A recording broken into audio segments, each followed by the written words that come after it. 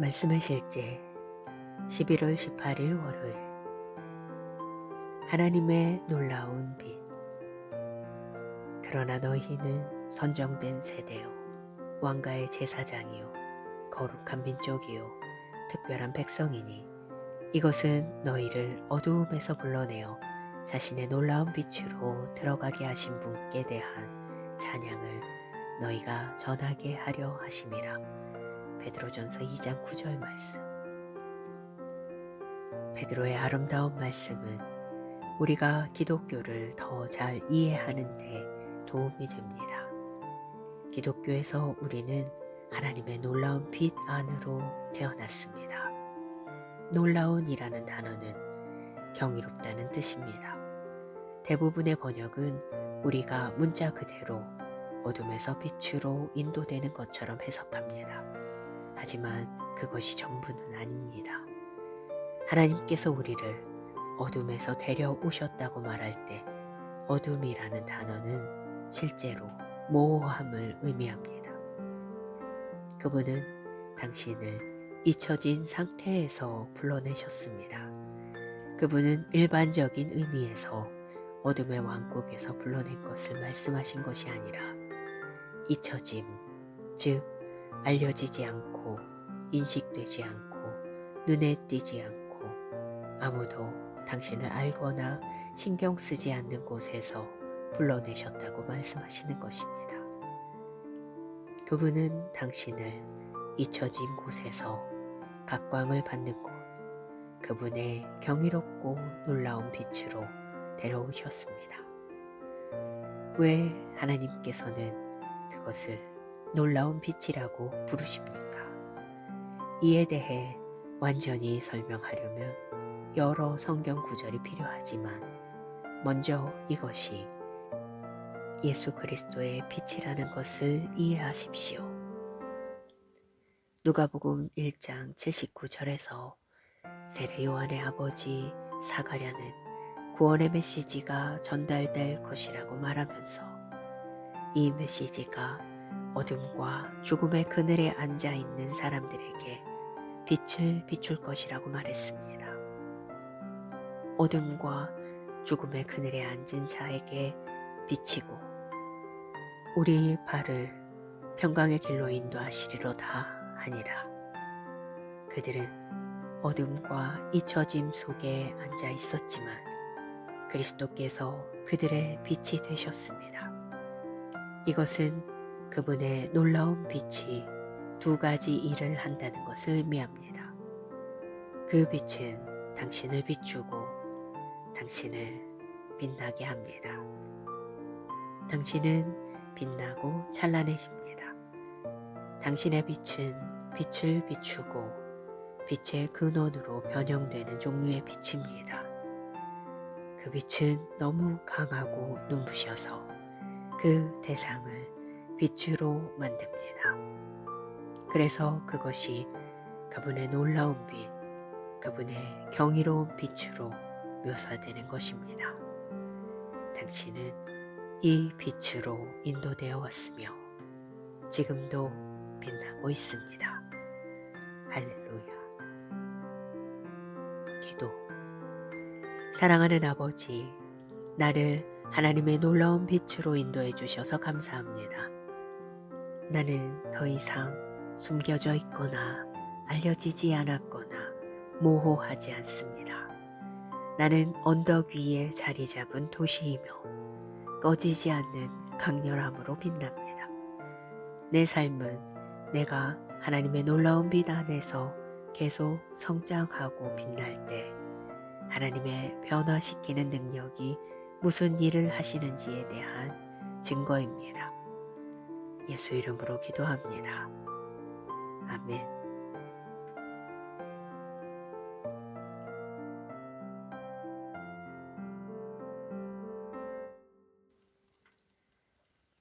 말씀의 실제 11월 18일 월요일.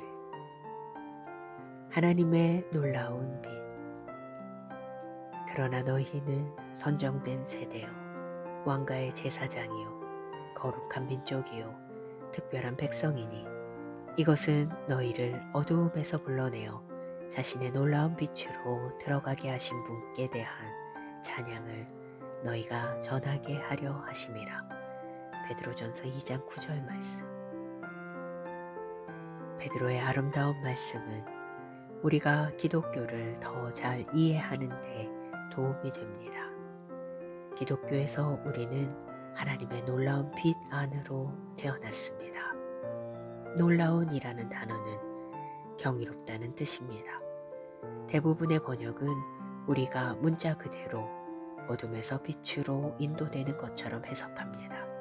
하지만 그것이 전부는 아닙니다. 하나님께서 우리를 어둠에서 데려오셨다고 말할 때 어둠이라는 단어는 실제로 모호함을 의미합니다. 그분은 당신을 잊혀진 상태에서 불러내셨습니다.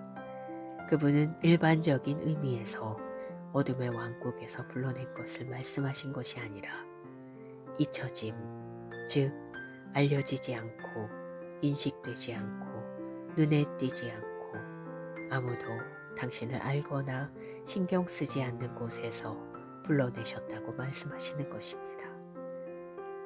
그분은 당신을 잊혀진 곳에서 각광을 받는 곳, 그분의 경이롭고 놀라운 빛으로 데려오셨습니다.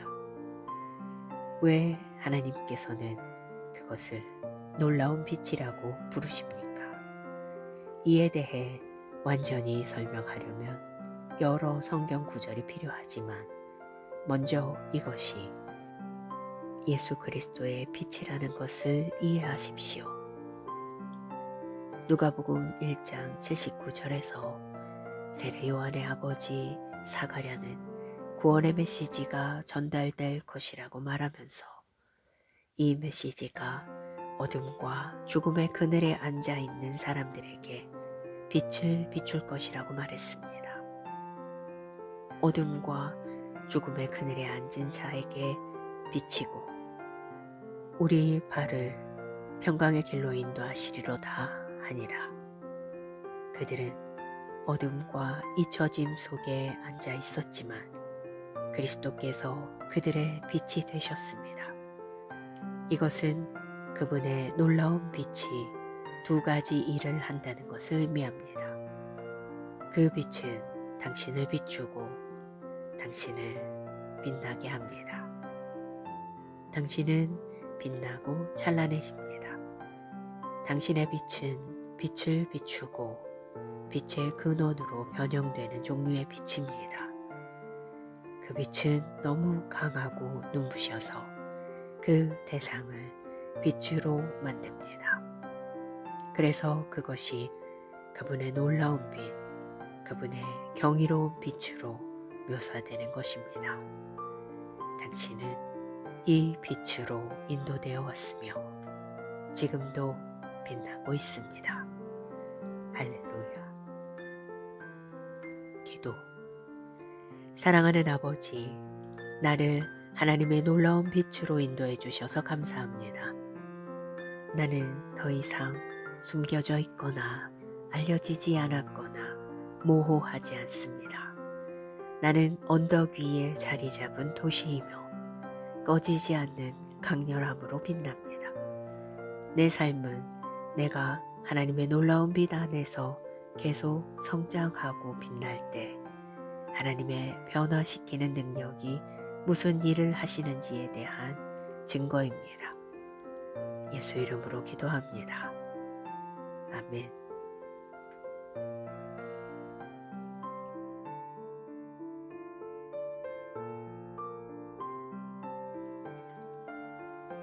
말씀의 실제 11월 18일 월요일.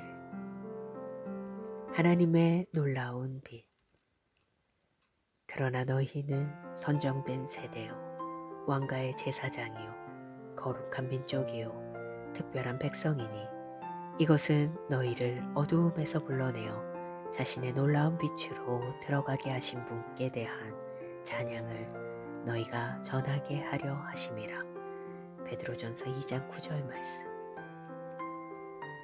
베드로의 아름다운 말씀은 우리가 기독교를 더 잘 이해하는 데 도움이 됩니다. 기독교에서 우리는 하나님의 놀라운 빛 안으로 태어났습니다. 놀라운이라는 단어는 경이롭다는 뜻입니다. 대부분의 번역은 우리가 문자 그대로 어둠에서 빛으로 인도되는 것처럼 해석합니다. 하지만 그것이 전부는 아닙니다. 하나님께서 우리를 어둠에서 데려오셨다고 말할 때 어둠이라는 단어는 실제로 모호함을 의미합니다. 그분은 당신을 잊혀진 상태에서 불러내셨습니다.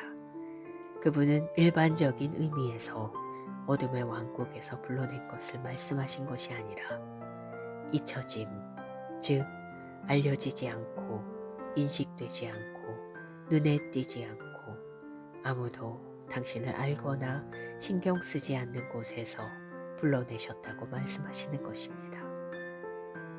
그분은 당신을 잊혀진 곳에서 각광을 받는 곳, 그분의 경이롭고 놀라운 빛으로 데려오셨습니다.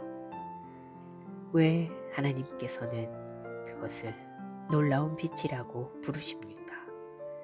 이에 대해 완전히 설명하려면 여러 성경 구절이 필요하지만 먼저 이것이 예수 그리스도의 빛이라는 것을 이해하십시오.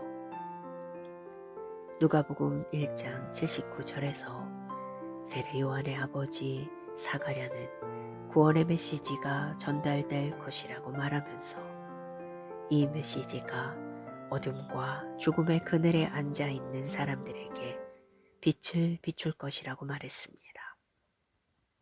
어둠과 죽음의 그늘에 앉은 자에게 비치고 우리 발을 평강의 길로 인도하시리로다 하니라.